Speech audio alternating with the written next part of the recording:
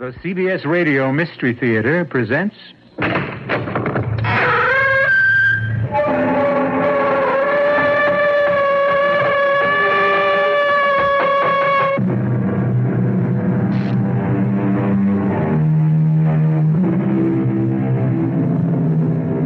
Come in. Welcome. I'm E.G. Marshall. Welcome to the universe of the uncanny, to the land from which no traveler returns, alive or sane. It can be reached so many ways, down trails of terror, along paths of peril, or, strangely enough, through bustling city streets. There are no markers that tell you when you cross the frontier of fear, but once you do, there is no mistaking the horror that lies ahead.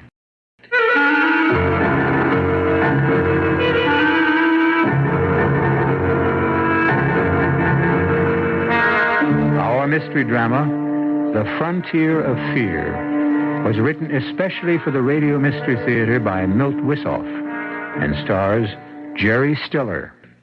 I'll be back shortly with Act One.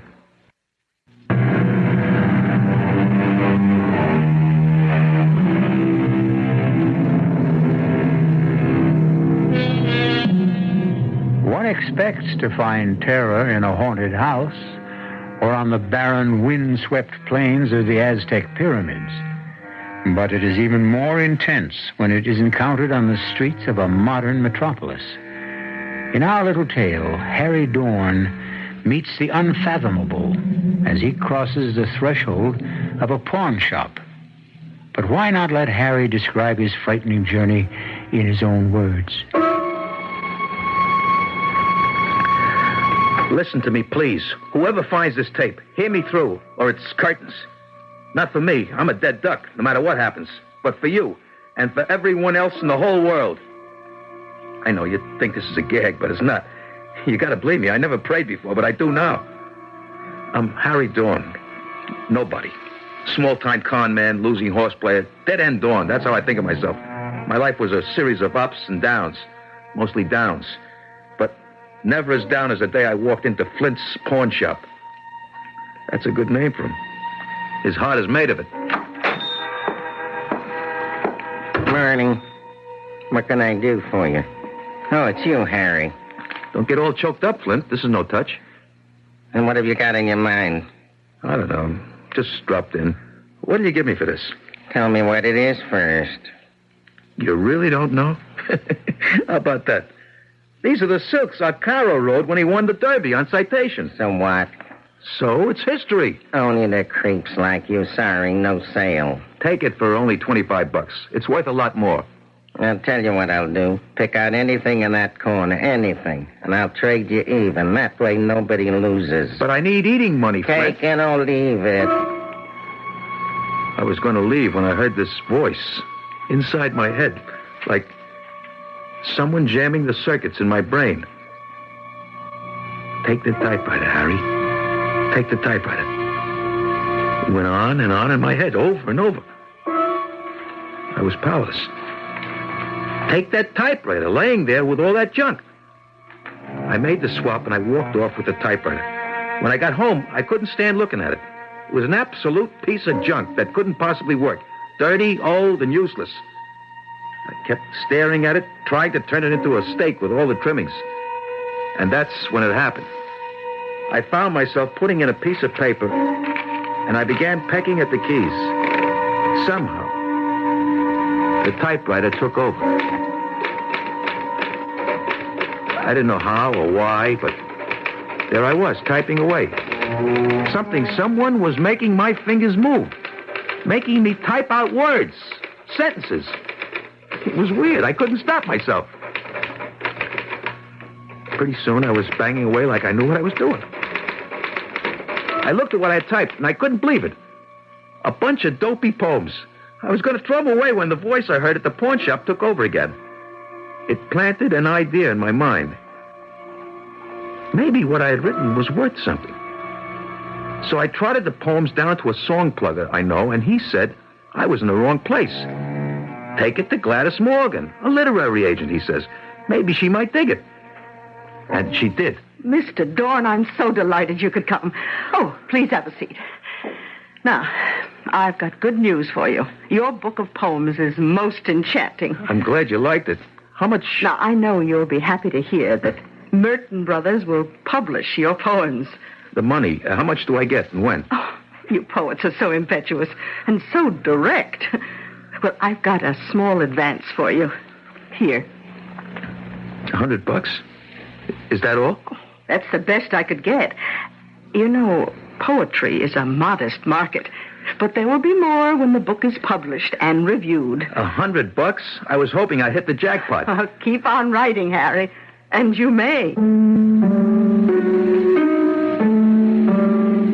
The 100 didn't last long. I paid the rent, had my steak, and I played a few hunches. I stayed away from the typewriter, but when I blew my last $5, I sat down and started to type again.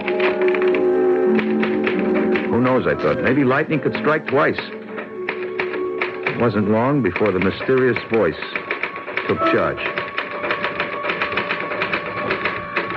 I typed for days without any rest. I blacked out, and when I came to, there was a pile of pages stacked neatly next to the typewriter. It was a short story, a murder mystery. I read a little bit of it, but it turned my stomach. Too bloody. But I sent it off to Gladys anyhow. I didn't have anything to lose. Guess what? Another sale. And the bread came in like manna from heaven. I was sitting on top of the world until I got a visit. Who's there? Police. What do you want? You Harry Dorn? That's right. Did you write this story? Death on a side street. Sure I did. Anyone says I didn't is a cockeyed liar. How did you tumble on it? I dreamt it up. All of it. Right out of my head. Did you read this morning's paper? Not yet. Why?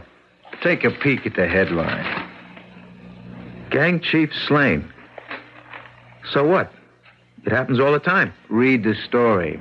See if it sounds familiar. You had the guy killed in your story by a mortar shell, right? It's a little weird, but you got to have a gimmick today to sell your stuff. Oh, is that right? Yeah. Well, read the item in the paper. There. See how Esposito was wiped out. A mortar shell? Mm-hmm. Isn't that something?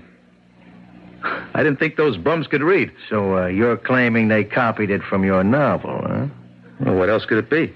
We'll find out, Mr. Dorn. We'll find out at headquarters. One way or another.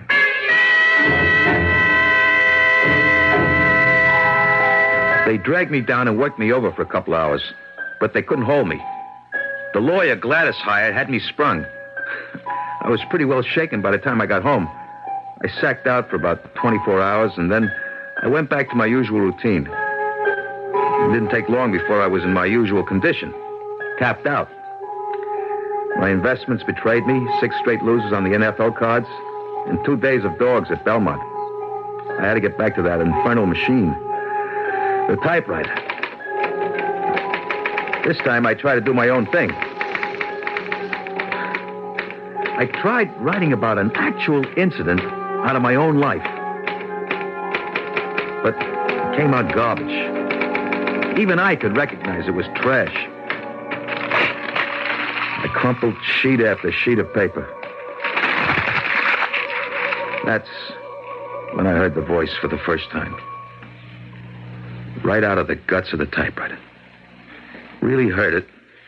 Right outside my own head. Get up, Dorn. Look at you. You're a miserable sight. Can't be. I'm just hearing things. A typewriter that talks. I must be going off my rocker. No, you're not. I exist, and what I say is real. Who are you? What are you? To start with, I am not a typewriter. I control it like I control you. You're both equally primitive mechanisms. Look, pal, I don't have to take that from you. No. Who were you kidding? I'm the best thing that ever happened to you. You were a petty chiseler when I found you. You found me? Of course, you fool. You didn't have any choice in the matter. Please, what do I call you? It doesn't matter. In my world, I'm known as... What is your equivalent? Gan. All right, Mr. Gan. Clue me in, will you? Just a little. Well, I can do things. I can read what you call the future. Or I can make things happen. Either way, I don't like it. Put your fingers on the keys.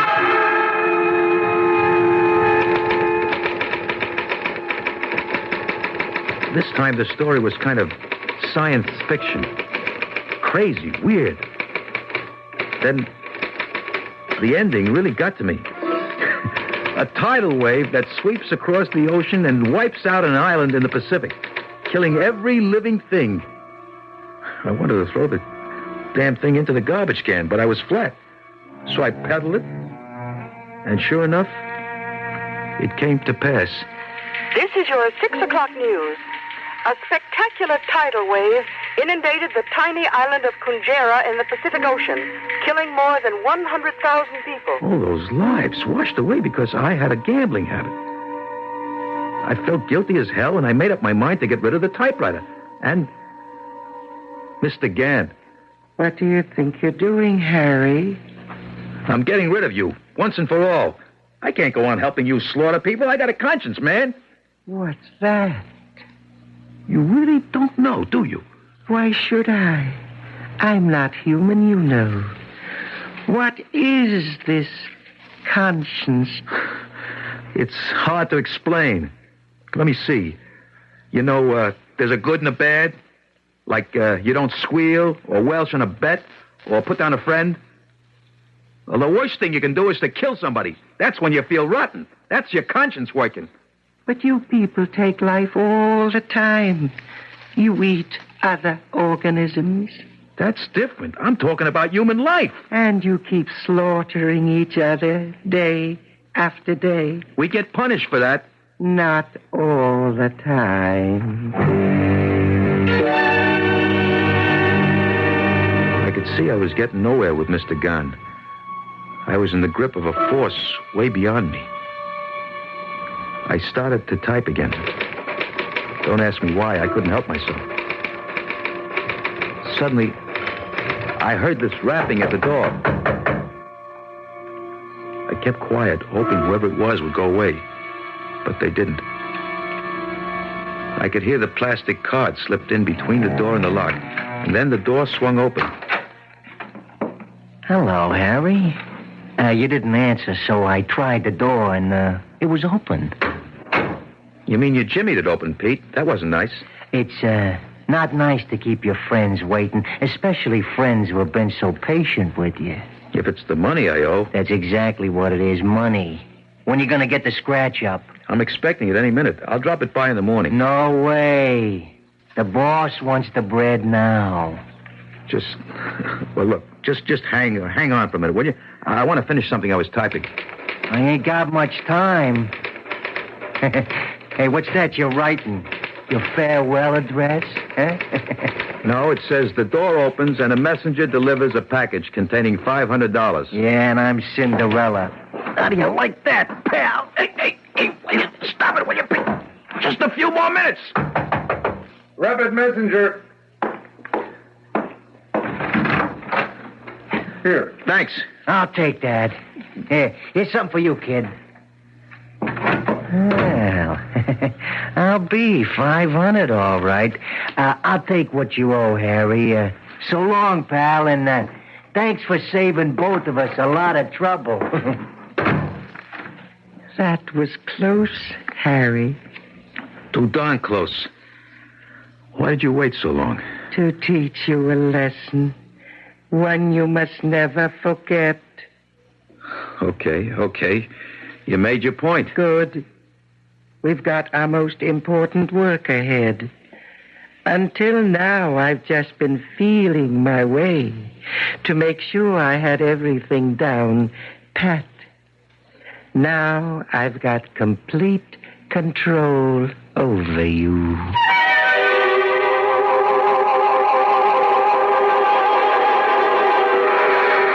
The strange voice that comes to Harry through the ether, or is it inside his head, has displayed its awesome powers.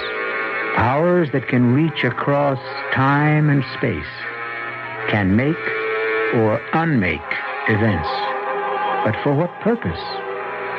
We'll learn more when we return shortly with Act Two.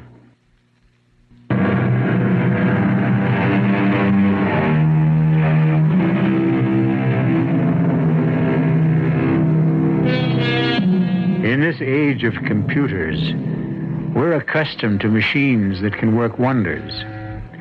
Have you ever thought of the day when we'll come up with a machine that can go far beyond the capabilities of the computer? One that can instead reverse the process and program man for, well, let's find out what Mr. Gahn intends for Harry Dorn. The next few weeks were kind of peaceful. Like Mr. Gahn was going through a phase.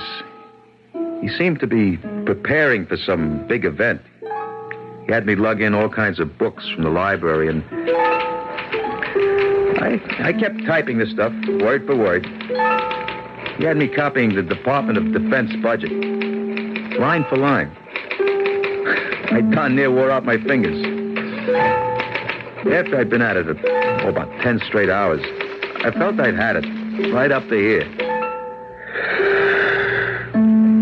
I stopped typing, and I started rubbing my fingers to restore the circulation. I haven't told you to stop. Look, pal, my fingers are numb, my nerves are frazzled, and I'm just plain pooped. I need rest. Whatever for? I guess you don't understand that, do you? Oh, well, if you must. But don't shut your eyes too long. Hold it. Why? Somebody knocks at your door at 1 a.m. You wait for them to go away. I'll bet it's them goons. Why should they pay you a visit? You've cleared your obligation to them, thanks to me. It's Gladys, Harry. Please open the door. I know it's late, but I must talk to you. Okay, just a minute. Oh, thank you. Now, why haven't I heard from you, Harry? I didn't have anything to say. I just wanted to know why you... Why I what? Why you've decided to leave me for another agent.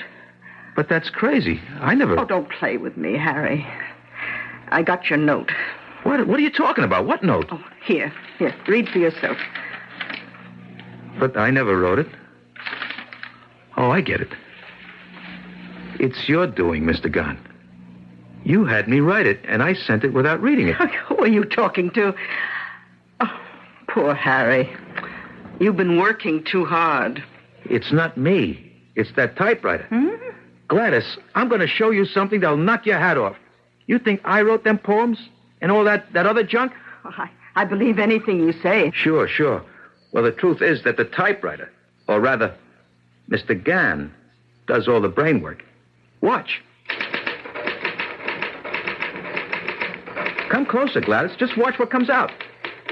In the early hours of the morning, the city was asleep. Darkness blotted out the pressures and the torment of the day. Pretty classy. I never had any education, Gladys. I just sit there and punch the keys under his direction. It is true, Miss Morgan. Oh, what? This lame brain would be hard put to write simple declarative sentences by himself, let alone this magnificent output. Well, who are you?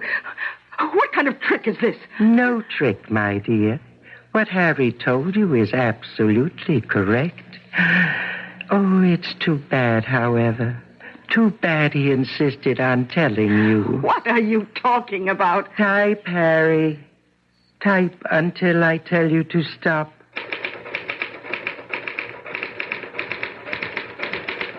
I typed for a few minutes, and then... That's enough, Harry. Now read this, Miss Morgan. I will not. You may have him under your control, but not me. Goodbye, Harry. Gladys Morgan turned to go.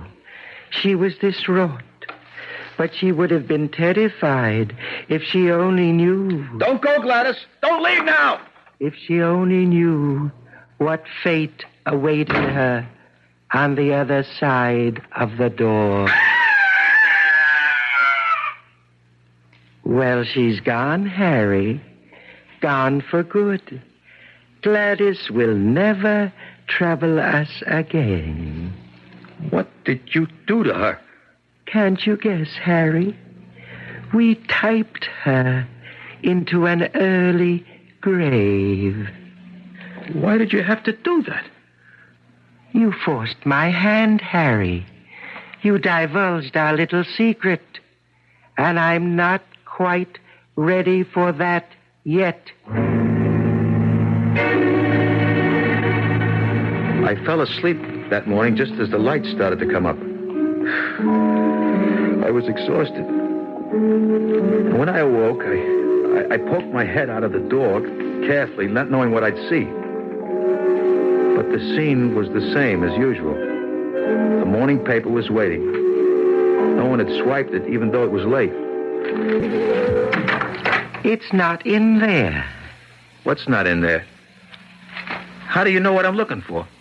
If you want to know what happened to Gladys, just ask. Maybe I don't want to know. Maybe last night never happened. Is that you, Gladys? It's the police, Dawn. Open up. Were you expecting Gladys Morgan? Why not? She's my agent. When did you see her last? I don't know. Why? Is it important? Very important. We found her. Dead. Dead? How did it happen? I thought you might know. Me? How would I know? I haven't seen her for days. Okay, Dawn, get your clothes on. All right. I did see her last night, but only for a few minutes. She was okay when she walked out of that door. I think you better come along with me anyhow. Okay. I heard her scream after she left, but when I went out to see her, she was gone. Type, Harry, type. What was that? Who you got here? Nobody. I was just thinking out loud. Can I use the typewriter for a moment? I just got to put one thought down before I forget it. Okay, but hurry it up. The moment was tense, fraught with danger. Then suddenly the phone rang, cutting through the tension like a stiletto. It was news about the corpse. News that established beyond a doubt his innocence. Hello? Who? Yeah, he's here. It's for you, Lieutenant. Yeah, okay. Hello. Mm-hmm. You sure? A full confession? I gave the statement voluntarily, huh? Okay, I'll be down in about 15 minutes. I want to talk to him myself. Bad news, Lieutenant? Not for you. We got a lead on a suspect. Mrs. Morgan's ex-husband. He had motive and opportunity. A cab driver drove him near where we found her body. Then I'm in the clear. So far. But don't try to leave the city until I give you the word. Understand? I wouldn't think of it, Lieutenant. Now say thank you, Harry. Thanks for nothing. You got me into that mess. You owed it to me. I owe you nothing, Harry. Remember that at all times. Well, at least the law's off my back. You seem relieved. Sure, I'm relieved. I'm not in a pokey. You feel relieved, even though you know someone else will suffer for a crime he didn't commit. But I didn't do it either. Of course you didn't. But your information could clear him. What about your precious conscience? I don't want to get mixed up in murder. You mean if he takes the rap, as you would put it, then you're free and clear? Isn't that true? How did I ever get into this fix? Why did I ever walk into that stupid pawn shop? It wasn't a free choice, Harry. I picked you. For what? I asked you that before. What are you going to do with all that information that I've been typing? I've already told you, Harry. You will be the first to know when the time comes.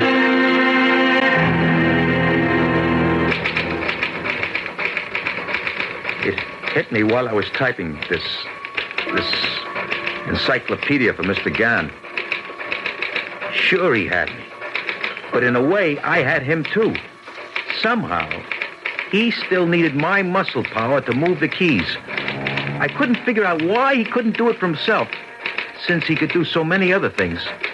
But the fact remained, Mr. Gann had no way of moving the keys without me. Quite commendable, Harry. You do have some low cunning. How did you know what I was thinking? I'm in your mind all the time. What is this great inspiration you've had? You ought to know. Oh, my head. It aches. I'm waiting, Harry. I want you to help me get back at some of the rats who put me down. Is that all? Look, Harry, I am not a genie caught in a bottle, waiting to do your bidding. Okay, then I go on strike. No help, no typing. Nonsense. Well, tell me what you want. Only let's not waste too much time. We have much to do. Okay, I want the bookie hit big. I want him wiped out. That's it? To start with. The other two little favors depend on how this works out. All right. Start typing. I put a fresh sheet of paper in the machine and hit the keys. I didn't even bother reading it. All I could see was Pete and his boss going down the chute. You can stop now, Harry. When will it happen? Go down and buy a late paper. You mean now? That quick? Okay.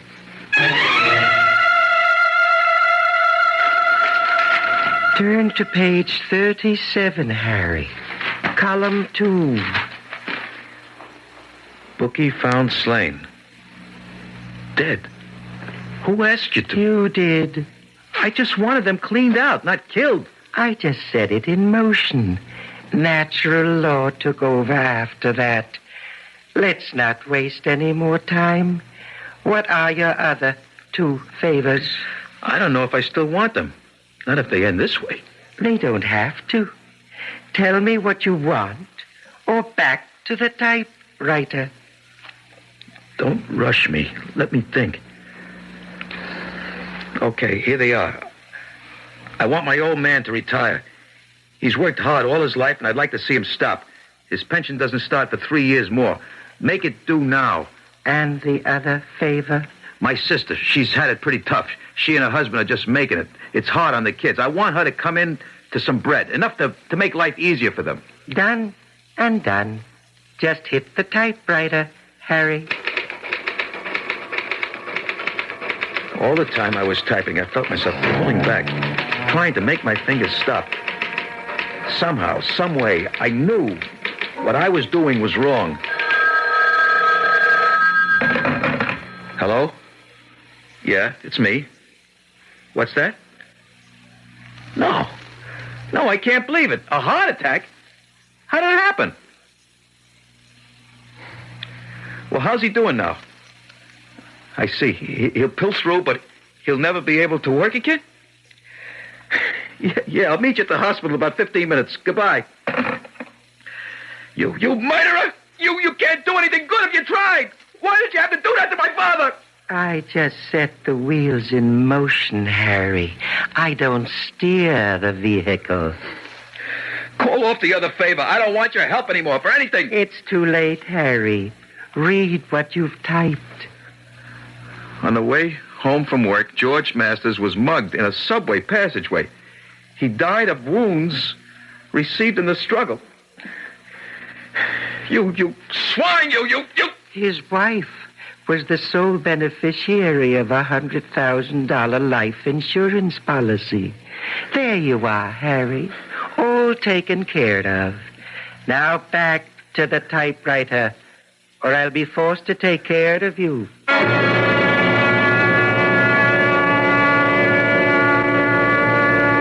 have been slaves of many base emotions. Greed, lust, power. But few have ever been in such complete thraldom to a machine. Harry Dorn's weakness and cowardice, his instinct to survive above all other considerations, has in a sense permitted this malignant force to draw him deeper and deeper into servitude. Where will it all end? We'll know when we return shortly with Act 3.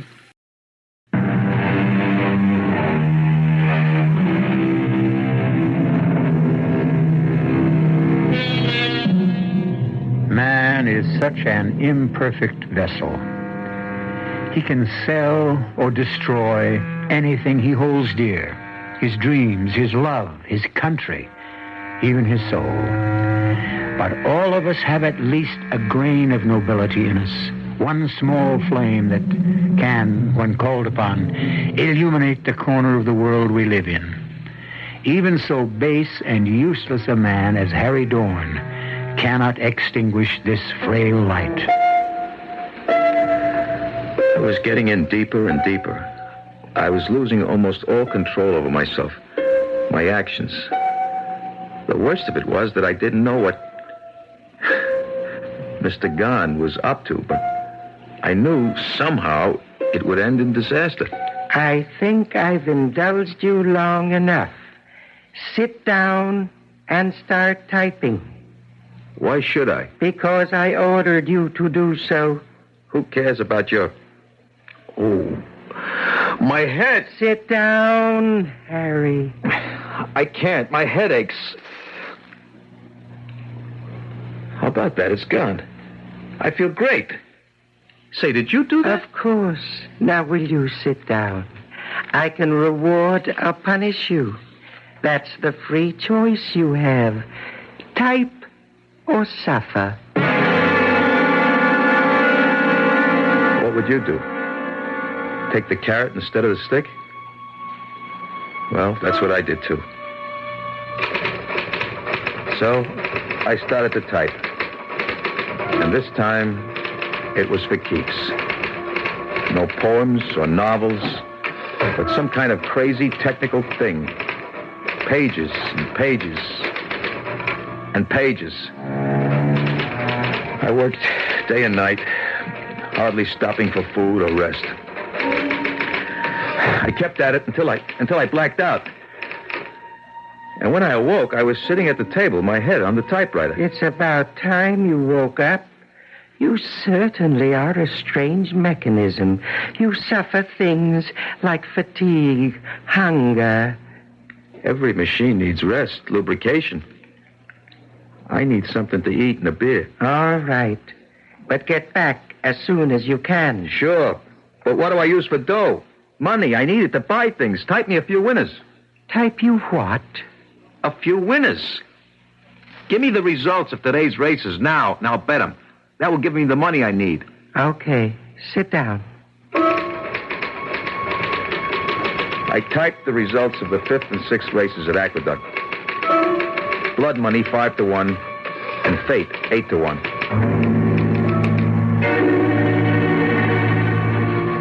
You win again, Harry. Fate 17-2. Not bad. Who tipped you? I can't divulge my source, but just remember, this is only the beginning. Sure, Harry, sure. I dig, yeah. I'll be back tomorrow for more action. Anytime, kid. You're hot. And you know what they say? When you're hot, you're hot. Go for broke. Not this time. I got it all psyched out. A new system that can't miss. Yeah? And I'm going to be Miss America this year. Wait and see, wise guy. Wait and see. It's about time you got back. What am I supposed to do? Punch a time clock? Count your blessings. I came back at all. Oh, I wasn't worried about that for a moment. Now, shall we do a little work? Why not? You give a little, I give a little. Start typing, Harry. I typed through the night. By the time the sun started to come through, I had piled up a ton of paper. It's a lucky thing the pages were numbered. Otherwise, I'd never know how to put it all together. We're not through yet, Harry. We are for now. I need a little shut-eye, and then I'll be set again. Oh, very well. But don't take too long. Don't worry. I'll set the alarm to make sure. I'm happy you decided to cooperate. What is this stuff I'm typing? Sounds screwy. Disintegrator and assembly unit. Interspatial disturber unit. Sounds like some kind of invention. You could describe it that way. Who cares? Oh, before I forget, type me out the winners for tomorrow. I mean today. I'm going to show them what Harry Dorn is made out of. I shouldn't think you'd want to do that.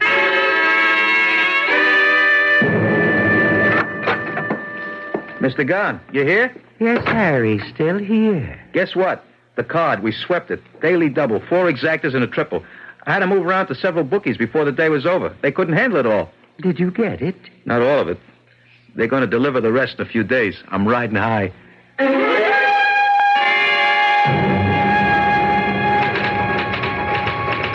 Next day, I was even feeling kindly to Mr. Gahn. I got to the table early and typed away all day. I figured I could skip the races for a few days until Pete paid me off. I was ready to fall apart when Mr. Gahn threw in the sponge. That's it, Harry. Don't tell me you're tired. Certainly not.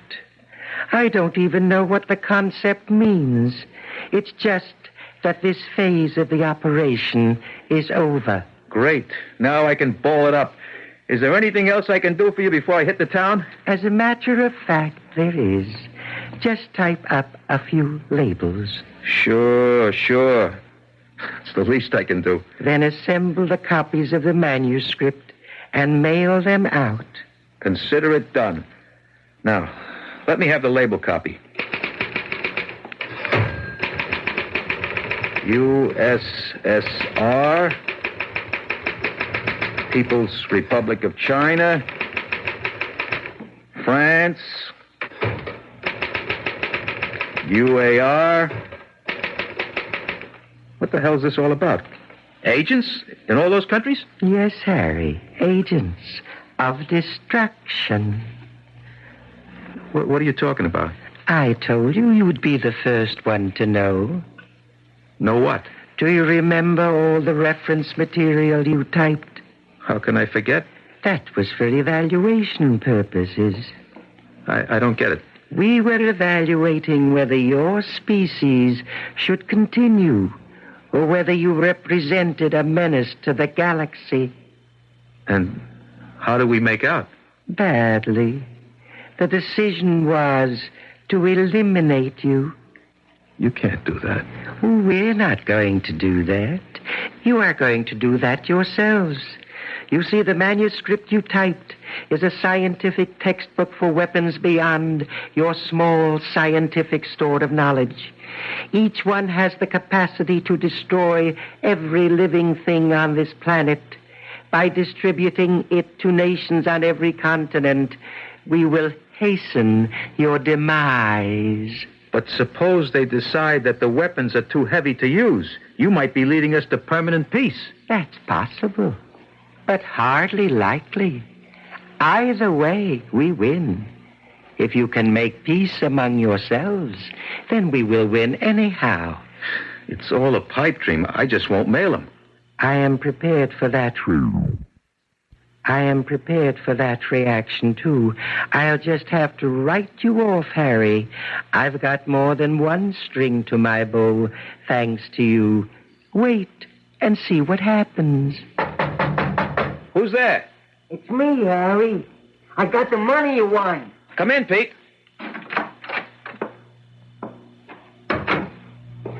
It's about time. I've been waiting for the dough. Give it to me. Here it is, kid. 3 big ones. So long, Harry. I hated to do that, but it was you or me, and I like me better. You haven't won yet, Mr. Gunn? Who are you talking to? Get out now, Pete. While you can. Please pay attention. What's going on? Who is that? I'm getting out of here. There is $1,000 underneath the envelopes on the end table. Mail the envelopes and the money is yours. What? There will be another $1,000 waiting for you when you return with the postal receipts. A grand? Just for lugging these to the post office? Sounds screwy, but hey, the dough is real enough. Hey, did this ain't no gag? What am I doing? Talking to the air? Well, if there's anybody here, just get the other 1,000 ready. Yeah, I'll be back. What have I got to lose?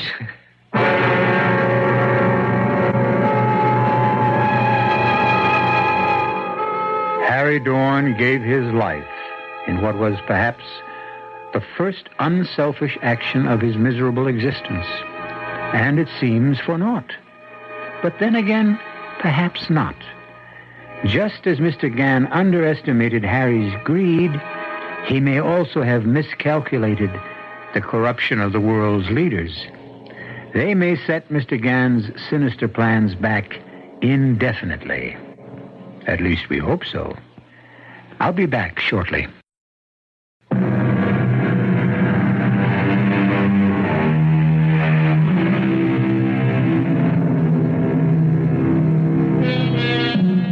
And so we close our tale of terror.